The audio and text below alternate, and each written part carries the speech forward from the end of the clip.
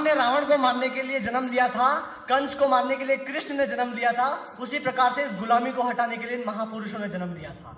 तो उन महापुरुषों को याद करते हुए सबसे पहले मैं अपनी पंक्ति शुरू करता हूं कि हमारे देश के वीर हमें सत्यता का पाठ सिखाते हैं।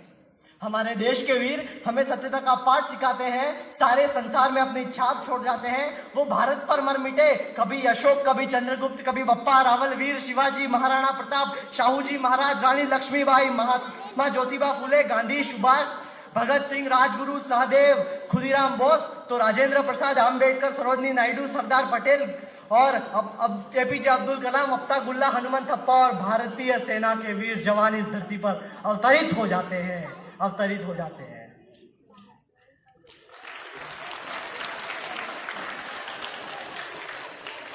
और आगे मैं हमारे देश के गणतंत्र को याद करते हुए और संविधान के लिए कि जिस प्रकार से भगत सिंह मेरे देश का अभिमान है, जिस प्रकार से भगत सिंह मेरे देश का अभिमान है, बाबा साहेब अम्बेडकर भी भारत का सम्मान है। हम सब ने मिलकर के भारत को सर्वशक्तिमान बना दिया, स्वदेशी तकनीक से हमने मंगलयान बना दिया। अरे भारत में रह करके तुम गुणगान करो ना विदेश का, सबसे लंबा हस्तलिखित संविधान है मेरे देश का, सबसे लंबा, जोरदार तालियां। और अभी कश्मीर में कभी शोपियान सेक्टर तो कभी लाल चौक में पत्थरबाजी की घटनाएं होती रहती हैं। ये बड़ा ही दुख देता है हमें कि ऐसा क्यों हो रहा है हमारे देश में। तो उस पत्थरबाजी पे बोलना चाहता हूं कि उस सैनिक के लिए कि वो अपना घर बार छोड़कर यूं सरहद पर जाता है, वो अपना घर बार छोड़कर यूं सरहद पर जाता है, वो कश्मीर में जाकर के देशभक्ति को बोता है। क्यों तुम गद्दी पर बैठ के यूं उनकी विवेचना करते हो? क्यों तुम उनकी स्वर्णिम गाथाओं को अभिरंजित करते हो? पत्थरबाजी का पाप हुआ तो सारा देश डोल गया, उनका फेंका एक पत्थर भी मैं देशद्रोह हूं बोल गया, उनका फेंका एक पत्थर। भारतीय सेना के लिए तालियां होनी चाहिए। एक बार जोर से बोलेंगे भारतीय सेना की, भारतीय सेना की। भारतीय सेना का जवान जब वहां पर -50 डिग्री पर खड़ा होता है तो क्या सोचता है पता है? कि कफन भी दे दो गर हमें तो हम उसे अपनी शान बना लेंगे, कफन भी दे दो गर हमें तो हम उसे अपनी शान बना देंगे। 15 मिनट में घाटी को कब्रिस्तान बना देंगे, 15 मिनट में घाटी को कब्रिस्तान बना देंगे। और बीच में खबर आई थी कि हमारे सेना के जवानों ने भेष बदलकर पत्थरबाजों के गुट में घुस करके उनके सरदार को पकड़ लिया था। तो उस घटना को मैं आपके सामने बता रहा हूं कि पत्थर थे बरसते आसमान से फिर भी वो चुप रहते थे, पत्थर थे बरसते आसमान से फिर भी वो चुप रहते थे। देश की जनता है नाराज, वो बस इतना ही कहते थे, क्यों शेर के भेष में गिदड़ तुम जानबूझकर गरजते हो? आपको पता है गिदड़ कौन है? क्यों शेर के भेष में गिदड़ तुम जानबूझकर गरजते हो? हमें क्यों तुम कायर और बुजदिल समझते हो? अरे सेना ने उनकी मंडली में घुसकर उनके सरदार को पकड़ लिया, जैसे नरसिम्हा ने हिरण्यकशिपु को बाजुओं में जकड़ लिया, जैसे नरसिम्हा ने हिरण्यकशिपु को बाजुओं में जकड़ लिया। और युद्ध विराम का उल्लंघन होता है, कई बार होता है, और हमारे देश के जवान हर बार शहीद होते रहते हैं। तो उस बारे में बताता हूं कि हमें बदला लेना है सेना के हर अपमान का, हमें बदला लेना है सेना के हर अपमान का। साथ चाहता हूं कि हमें बदला लेना है सेना के हर अपमान का। हम तो मानते हैं गीता और मानते हैं एक एक शब्द कुरान का, और अगर बंद नहीं किया युद्ध विराम का, अगर बंद नहीं किया उल्लंघन युद्ध विराम का, तो पाकिस्तान में भी लहराएगा झंडा हिंदुस्तान। भारत माता की, भारत माता की। और आगे अगली पंक्ति की, वो कुत्ता मुझ पर भौंक रहा जो मेरी रोटी खाता है। 1947 में हमने उस कुत्ते को बाहर निकाल दिया तो भौंक रहा है। वो कुत्ता मुझ पर भौंक रहा जो मेरी रोटी खाता है। भीख के बम और हथियारों पे वो इतना इतराता है, वही वो चुहे चुहे वाले दे देते उनको। वो कुत्ता मुझ पर भौंक रहा जो मेरी रोटी खाता है, भीख के बम और हथियारों पे वो इतना इतराता है। जब ये सैनिक बंदूकों संग उस घाटी में जाता है, आतंकवादी के घर में तो मातम सा छा जाता है, आतंकवादी के घर में तो मातम सा छा जाता है। और ये लोग कहते हैं कि भारत के लोगों को डांस के अलावा कुछ नहीं आता, नाचना का नहीं आता, उनको पता नहीं कि नाचने गाने की वैल्यू क्या है। कभी कभी तो तरस से आता है ये क्या पीता खाता है, कभी कभी तो तरस से आता है ये क्या पीता खाता है। हर बार बस हमें तोड़ने के हथकंडे लाता है, बस उनको तो यही है लगता भारत नाचता गाता है। अरे शिव जी जब जब तांडव करते सारा जग हिल जाता है, शिव जी जब जब तांडव करते सारा जग हिल जाता है।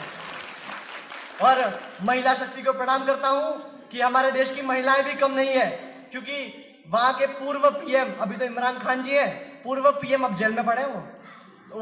अब क्या है कि वो बीमार हो गए, इनको डॉक्टर भी नसीब नहीं है। अब क्या कर सकते, उनके पापों की वो सजा भुगत रहे हैं। तो उन्होंने कहा था कि भारत के प्रधानमंत्री तो एक महिला जैसे हैं। हमारे मनमोहन सिंह जी को कहा था कि भारत के प्रधानमंत्री तो एक महिला जैसे हैं। तो बताना चाहता हूं कि महिला शक्ति कैसी है कि भूलो मत, सावित्री बाई ने स्त्री शिक्षा का सपना जो संजोया था, भूलो मत, सावित्री बाई ने स्त्री शिक्षा का सपना जो संजोया था, लक्ष्मी बाई ने इस माटी में आजादी को बोया था, और मर्यादा पुरुषोत्तम राम ने शबरी के बेरों को खाया था। भूलो मत, खिलजी तो पद्मावती को छू भी नहीं पाया था, खिलजी तो पद्मावती को छू भी नहीं पाया था। भारत माता की। इस पंक्ति में आपका साथ जाता हूं, एकदम आपका साथ चाहिए कि घर को भेदने वाला आस्तीन का सांप होता है, घर को भेदने वाला आस्तीन का सांप होता है, जीवन में कायरता दिखाना अभिशाप होता है, और पाकिस्तान का है भारत हमसे डरता है, वो भूल गया बेटा बेटा और बाप बाप होता है। 26/11 का आतंकी हमला हुआ, एक 20 साल के लड़के ने वहां पर 200 से ज्यादा लोगों को मार दिया, और एक आतंकी संगठन उसे जिहाद जिहाद करके उछलता रहता है, और जब उसे पकड़ लिया तो उसी आतंकी संगठन ने कहा कि हम तो इस कसाब को नहीं जानते। तो उसके लिए कहता हूं कि भारत को ध्वस्त करने का विचार क्यों सोच रहे, भारत को ध्वस्त करने का विचार क्यों सोच रहे, अपने ही हाथों से अपनी कब्रें तुम हो खोद रहे। नक्सलवादी आतंकवादी चाहे कितने भेजो तुम, जितने भी हथकंडे हो अपना सकते अपना लो तुम। अरे इमरान तुम्हारा कश्मीर के सपने देखा करता है, जैसे मोहम्मद भी इंडियन आर्मी से डरता है, जैसे मोहम्मद भी इंडियन आर्मी से डरता है। और ऐसा नहीं है कि पाकिस्तान में प्रॉब्लम है, हमारे देश में भी बहुत सारी प्रॉब्लम है। हम धर्म जाति के नाम पे लड़ते रहते, 5000 सालों से हमारे देश में बीमारी लगी हुई है। तो उसके बारे में भी बोलना चाहता हूं कि भारत के बंटवारे से हम क्या संदेश पहुंचाएंगे। एक बार हुआ था तो हम भुगत रहे हैं, फिर से ना हो जाए कि भारत के बंटवारे से हम क्या संदेश पहुंचाएंगे, कब तक हम इन जंजालों में फंसते चले जाएंगे। अभी अगर ना एक हुए तो बाद में खूब पछताएंगे, वरना वो पड़ोसी देश में घुसकर हाहाकार मचाएंगे, वरना वो पड़ोसी देश में घुसकर हाहाकार मचाएंगे। और अब एक छोटी सी कविता मैंने उनके लिए लिखी है।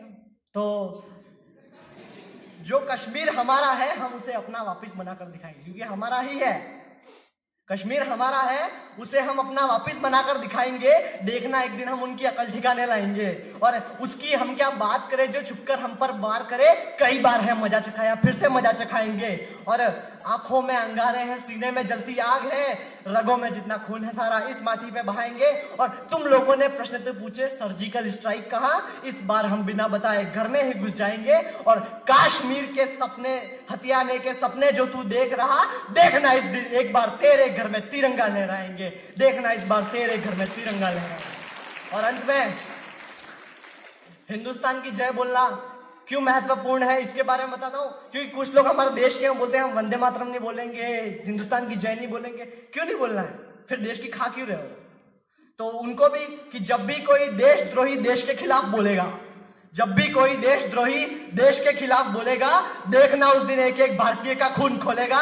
और अभी हम तो शांत है इसलिए कुछ नहीं हो रहा, वरना तो भैया पूरा विश्व जय हिंदुस्तान बोलेगा, जय हिंदुस्तान बोलेगा। एक बार जोर से भारत माता की जय। इनकलाब जिंदाबाद, इनकलाब जिंदाबाद, इनकलाब, वंदे